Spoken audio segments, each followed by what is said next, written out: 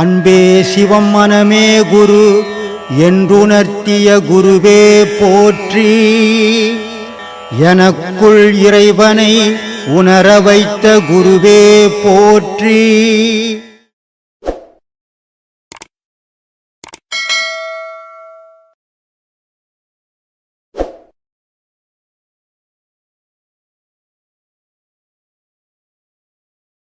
ஞானவாசல் இந்த உடலுக்குள்ள சொல்கிறார். 1008 வட்டம் கண்டேன். கடவுள் இருக்குது. அடையிட கடவுள்லாம் கிடையாதுப்பா, சும்மா அதெல்லாம் இல்லைப்பா. அது சும்மாவா நிஜமாவா எப்படிப்பா தெரிஞ்சுக்கிறது? உடனே சொல்கிறார், 1008 வட்டம் கண்டேன், வட்டத்தொல் நின்றதும் கண்டேன், மந்த மனந்தோறும் சந்தேகம் தீர்த்தேன் என்றார். பல பேர் பல விதமாக சொன்னாங்க, கடவுள் இருக்குதுன்றாங்க, கடவுள் இல்லைன்றாங்க. ஆனால் நான் எப்படி தெரிஞ்சுக்கிறது? நான் அதில் பயணம் பண்ணேன். 1008 இதழ் தாமரை தலை, அதுக்கு பேர் தான் பிரணவமேடுன்னு பேர். அதிலிருந்து பார்த்தம்பா, இறைவன் இருக்கிறான். என் மனம் சொன்ன சந்தேகமெல்லாம் எனக்கு போயிடுச்சுப்பா. இப்போ நான் தெளிவாக இருக்கிறேன்பா. அது மாதிரி இந்த உடலுக்கு 1000 வாசல். ஆனால் இத்தனை வாசல்கள் இருந்தோம், ஒரு வாசலும் பயன் தராத வாசல், ஒரே வாசல் ஞான வாசல், அதுவே பதி. அந்த ஞான வாசல் யாரால் திறக்க முடியுமோ அவனால் மட்டும் கடவுளை பார்க்க முடியும். மீதி வாசல்களால் இறைவனை காண முடியாது. அதனால்தான் இது பதி, இறைவன் வாழற இடம் அப்படின்னு. அதனால் இதுக்கு 10வது வாசல்னு பேர். 9 நவதுவாரங்கள் இருந்தால் அது உலக விஷயத்துக்கு. இந்த ஒரு வாசல் அது கடவுள் வாசல். அதனால தான் நான் சொல்லிச்சு, ஒரு மந்திரத்தால் 9 வாசலை அடைச்சி இந்த வாசல் திறக்க வழிகாட்டுன்னு அகவல் அவை. அதனால் இந்த வாசல் திறக்கும் போது அந்த வாசல் மூடிடும், அந்த வாசல் திறக்கும் போது இந்த வாசல் மூடிடும். நம்ம உபதேசம் கொடுக்கும்போது எதுக்கு இங்கே பார்க்க சொல்கிறோம்? இந்த 2 புறக்கண்ணும் அகக்கண்ணை திறக்கணும். அப்போ இந்த புறக்கண்ணை பார்த்து புறக்கண் மூடி அகக்கண் திறந்துடணும். அதுக்கு தான் அங்கே உபதேசங்களே நம்ம அப்படி கொடுக்குறோம். வானத்திலேருந்து ஒரு மின்னல் வருது. அந்த மின்னல் இந்த கண்ணு நேரடியாக பார்த்ததுன்னா கண்ணு போயிடுது. ஏன்னா குறிப்பிட்ட வெப்பத்தை தாங்கக்கூடிய தன்மை தான் இந்த கண்ணுக்கு உண்டு, புறக்கண்ணுக்கு. ஆனால் அகக்கண்ணுக்கு சூரியனே உள்ளே போந்தாலும் தாங்கக்கூடிய தன்மை உண்டு. அப்போது இந்த சூரியன் மாதிரி 1000 மடங்கு சூரியன் இறைவன், அந்த பேரொளி. அதை பார்க்கணுன்னா உனக்கு இந்த கண்ணால் பார்க்க முடியாது, அகக்கண்ணால் தான் பார்க்க முடியும். அப்போ அகக்கண்ணை திறந்து பாரு, புறக்கண்ணை விட்டுடு அப்படின்னு அதனால் சொன்னார். இதில் ஒரு பிரச்சனை இருக்குது. எங்கள் பெரிய பையன் இருக்கிறான், எவ்வளோ படிக்க வச்சுருந்தாலும் படிச்சிடும். எங்கள் சின்ன பையங்கிறான், ஓப்பனாக சொல்லிட்டான், எனக்கு படிப்பு வரலப்பா, டர்னர் வேலைக்கு போட்டான். நான் அந்த நேரத்தில் பொண்டாட்டி சாப்பிட்டுதா, புள்ள சாப்பிட்டுதா, புள்ள ஸ்கூலுக்கு போச்சா, காலேஜுக்கு போச்சா தெரியாதுன்னு இல்லையா. 2வது, ஒரு அப்பா ஒரு அம்மாவனுடைய கட்டுப்பாட்டில் நான் வளரல. 5 வயசில் வறுமையில் வந்துட்டேன். அந்த வறுமையினுடைய வேதனை தான் என்னை அந்த உச்சத்துக்கு எடுத்து போச்சு. ஆனால் நீங்கள் சுகவாசி அப்பா அம்மாவுக்கு நீ ஒரு புள்ள, கோடீஸ்வரம் விட்டு புள்ள, ஒரு பொண்டாட்டி ஒரு பொண்ணு, இதெல்லாம் வச்சுக்கின்னு நீ அந்த மாதிரி வெறியில் போக முடியுமா? வேலை விட்டுடுவியா? சோறு கொண்டாந்து இருப்பியா? வீட்டை விட்டு வெளியே போவியா? முடியாது. வாழ்க்கை முறைன்னு ஒன்றுக்குது. ஒவ்வொருத்தரும் ஒவ்வொரு விதமாக வாழறவங்க உண்டு. ஆனால் நான் எந்த கட்டுப்பாட்டுக்கு இல்லாமல் வாழ்ந்தவன். அதனால் என்னால் பொண்டாட்டி செத்து போட்டோம். பிள்ளை இப்போது எங்கள் பேத்தி கல்யாணம் ஆச்சு. எல்லோரும் என்ன பண்ணுவாங்க, என்னங்க நான் வளர்த்த பேத்திங்க, நான் இல்லாத எப்படிங்க கல்யாணம்? நான் போவே இல்லை, குழந்தை பிறந்த போவே இல்லை. இது வரைக்கும் நான் யாரையுமே எந்த பேத்தியோ பேரனையோ நான் சேர்த்துக்கிறதே கிடையாது. ஏன்னா அதெல்லாம் கிட்ட சேர்த்தா டேஞ்சருன்னு தெரியும், தூரவே இரு. இது நான் இருக்கிறேன், எல்லோரும் இருங்கன்னு சொல்ல முடியாது. ஒவ்வொருத்தருடைய குடும்பம், ஒவ்வொருத்தருடைய பாசம் ஒரு மாதிரி. இப்போ நீ விழுந்துட்ட, உங்கள் பொண்டாட்டி ஃபோன் பண்ணிச்சு, சொன்னேன் ஒன்றே ஆகாதுமா, பயப்படாதீங்கன்னு. உங்கள் அப்பா அம்மாலாம் என்ன பண்ணாங்க? இப்போ உங்கள் அப்பா அம்மா இல்லை செத்து போயிருந்தாங்கன்னா உன் பொண்டாட்டி இல்லைன்னா நீ என்ன பண்ணியிருப்ப? எனக்கு ஃபோன் பண்ணியிருப்பியா? பண்ணியிருக்க மாட்டேன். இதுதான் எனக்கு உங்களுக்கு வித்தியாசம். ஏன்னா உன் தாய் தகப்பனுக்கு நீ ஒரு பிள்ளை, அவங்களுக்கு ஒரு பயம் வந்துடுச்சு. உடனே எனக்கு போனேன், சரி வரேன்ட்டு வந்தேன். அப்போ கூட என்ன சொன்னேன், ஒன்றும் பயப்பட. வந்த உடனே என்ன கேட்டேன், உடனே எங்கே போய் வந்தேன்னு கேட்டேன், என்ன ஆச்சுன்னே கேட்கல இல்லையா? ஏன் சொல்கிறேன்னா, ஞானம்ன்றது தன்னிலை இழக்கிறது.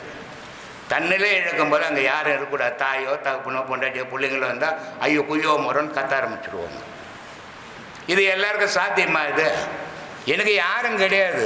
மரணத்துக்கு கூட நான் தயாராக இருந்தேன். அதனால் போனேன். என்ன மாதிரி குட்டிக்காரனெல்லாம் அடிக்காத, ஒழுங்காக போ.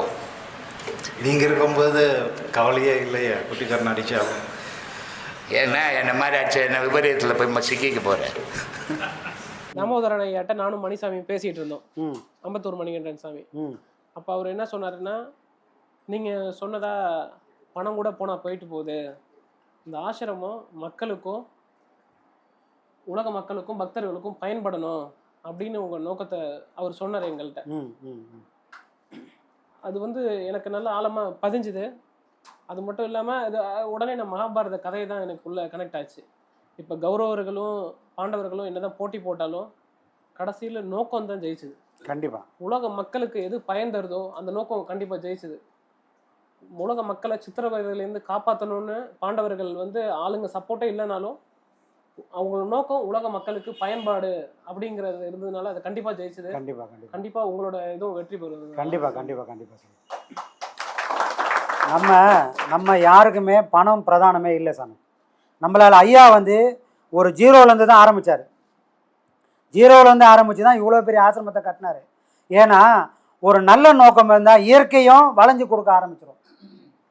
நம்மளோட நோக்கமும் பணம் தேவையே இல்லைன்றோம். அவங்க மட்டும்தான் பணத்தை பற்றியே பேசினுக்கிறாங்க. நாம் எங்கேயுமே பணத்தை பற்றி பேசவே இல்லை.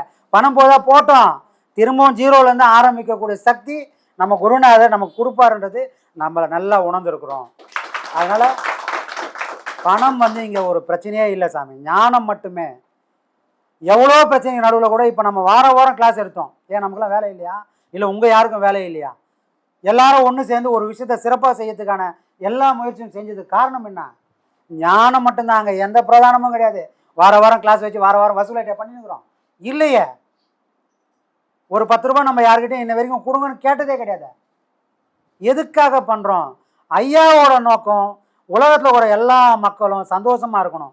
சந்தோஷமாக இருக்கணும்னா அந்த மனம் தெளிவாக இருக்கணும். அந்த மனம் தெளிவாக இருக்கணும்னா அவங்களுக்கான வழிமுறைகளை நம்ம சரியாக போட்டு கொடுக்கணும். சரியாக போட்டு கொடுக்கணும்னா அவங்கள தொடர்ந்து நம்ம ஃபாலோ பண்ணி ஆகணும்.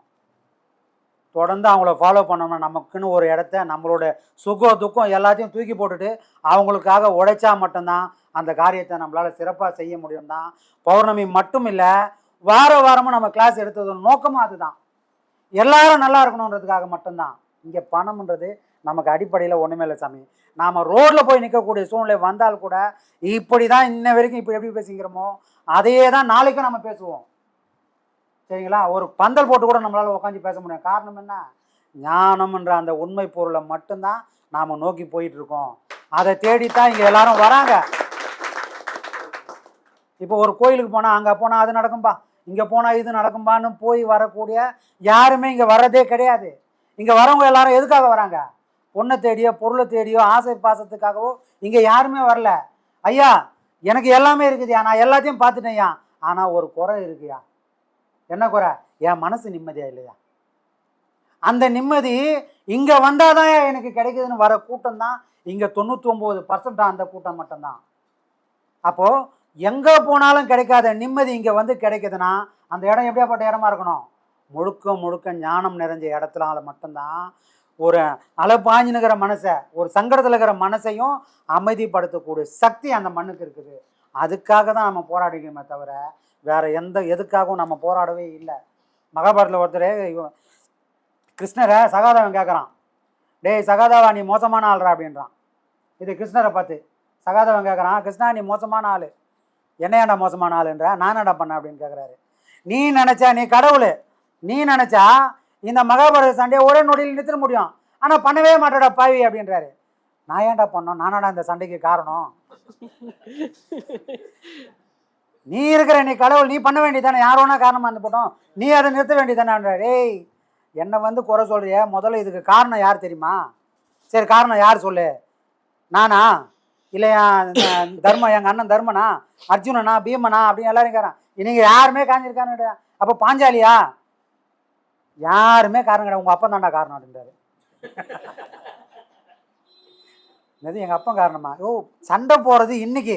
எங்கள் அப்பா எத்தனையோ காலத்துக்கு முன்னாடி செத்து போட்டார். அவர் எப்படி இந்த காலத்துக்கு இப்போ வந்து இந்த சண்டைக்கு காரணமாக இருக்க முடியும் அப்படின்னு சகாதேவன் கிருஷ்ணனை பார்த்து கேட்குறான்.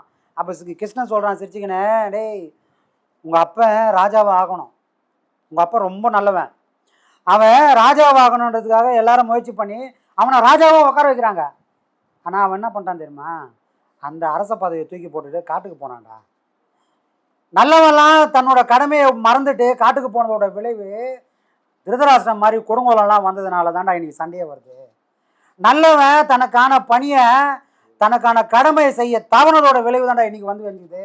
உங்கள் அப்பா அன்னைக்கு அவனோட கடமையை தவறி போய் காட்டுக்கு போனதுனால தான் நான் நல்லவன், நான் ஞானத்தை அடைஞ்சா போனோன்னு அவன் ஒதுங்கி போனதோட விளைவு தான் திருதராஷ்டிரம் மன்னனானான்.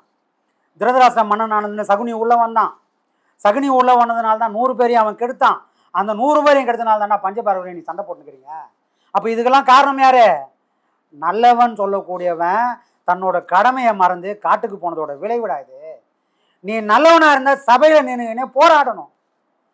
போராடி நீ அழிஞ்சாலும் அடுத்த தலைமுறைக்கு அதை கொண்டு போய் சேர்த்து விடணும் அப்படின்ற பொறுப்பு உனக்கு இருந்து இந்த நாட்டை நீ ஆண்டு இருந்தா இன்னைக்கு இந்த சண்டை வந்திருக்குமா? அப்போ இவ்வளோ பெரிய மகாபாரத போர் காரணமே உங்கள் அப்பன் தான்டா. நல்லவன்லாம் விலகி போனதோட காரணமே இதுதான்டா. மகாபாரத போர் ஏதோ அன்னைக்கு துவாபரத்தில் நடந்தது கிடையாது. ஒவ்வொரு காலகட்டத்திலும் மகாபாரத போர் நடந்துனே தான் இருக்குது. காரணம் என்ன? நல்லவங்கெல்லாம் நமக்கு எதுக்குப்பா வம்பு அப்படின்னு விலகி போகிறதோட விளைவு தான் இந்த மாதிரி சூழ்நிலைகள். காலத்துக்கும் சண்டையும் சச்சரமா போகிறது. நல்லவன் எல்லாம் தான் கெட்டாலும் பரவாயில்ல, தான் அழிஞ்சாலும் பரவாயில்ல, என்னைக்காவது சாவதானே போகிறோம். நீ ஒதுங்கி போய் நான் 100 வயசு வாழ்ந்துருவா போகிறோம் இல்லையே, என்னைக்கா இருந்தாலும் சாக போகிறான். ஆனால் செத்தால் கூட எதுக்காக செத்தன்னு இந்த உலகம் சொல்லணும்டா.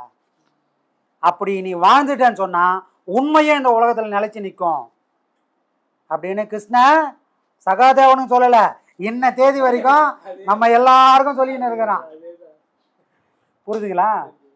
அப்போது இப்போ நாம் போராடுறதுக்கு காலமோ எதுக்காக போராடுறோம்னா இந்த ஞானத்தை அடுத்த தலைமுறைக்கு கொண்டு போய் சேர்க்கணும் அப்படின்றதுக்காக தான் இவ்வளோ போராட்டங்களும் சாமி. இல்லைன்னா இந்த பணம் ஒரு பிரதானமே கிடையாது நமக்கு.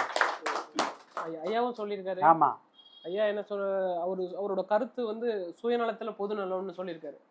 ஆனால் அவர் கருத்துனால நிறைய பேர் அங்கே மேடையில் வந்து சொல்லியிருக்காங்க, நான் குடியை விட்டுட்டேன், நான் திருந்தி நல்லபடியாக என் குடும்பத்தோட வாழ்கிறேன், அத்தனை பேர் சொல்லியிருக்காங்க. ஸோ அவர் புகழை பரப்புறது வந்து உலகத்துக்கு நன்மை செய்யறது ஒண்ணுதான். கண்டிப்பா அவரோட கருத்தை நம்ம உலகெல்லாம் பரப்புறது நம்மளோட கடமை. ஆத்ம வணக்கம். கண்டிப்பா.